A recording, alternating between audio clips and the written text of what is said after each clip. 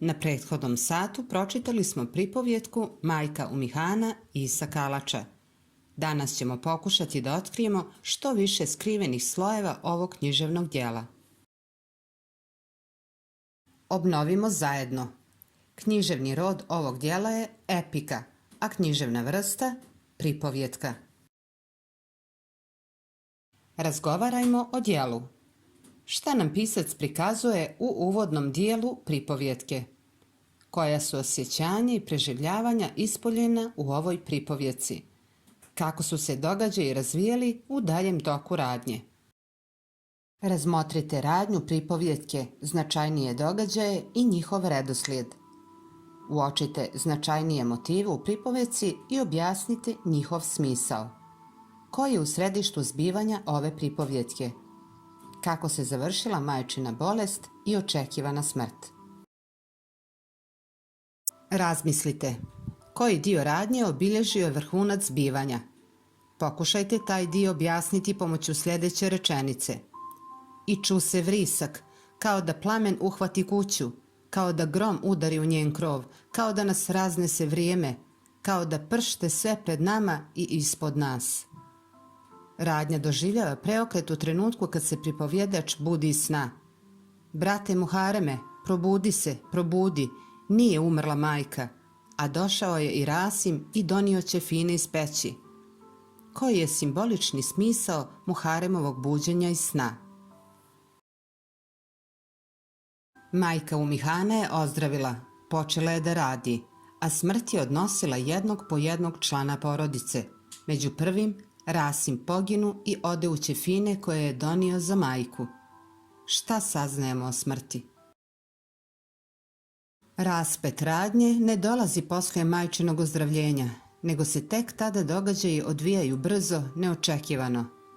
I sve tako redom, groblje se širi, ali nijedan od tih događaja nije prikazan sa onoliko dramatičnosti kao bolest majke Umihane.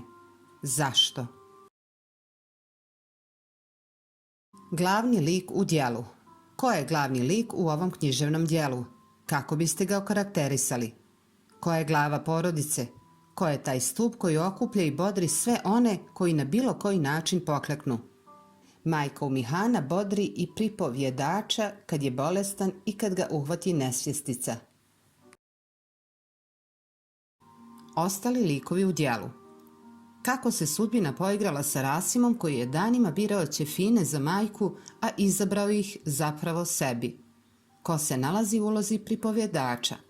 Je li on nepristrasan posmatrač događaja ili je direktno uključen u sva zbivanja? Objasnite njegovu poziciju. Razgovarajmo o jeziku. Jezička vrijednost pripovjetke ogleda se u izboru riječi, načinu njihove upotrebe, u jezičko-stilskim obilježjima govora. I ču se vrisak kao da plamen uhvati kuću, kao da grom udari u njen krov, kao da nas raznese vrijeme, kao da pršte sve pred nama i ispod nas. Objasnite ulogu narodne bajalice u majčinim riječima. Zdrav čitav, ko pas ritav. Nasmije me, trgne, razveseli. Tema i ideja. Imali ste zadatak da definišete temu pripovjetke.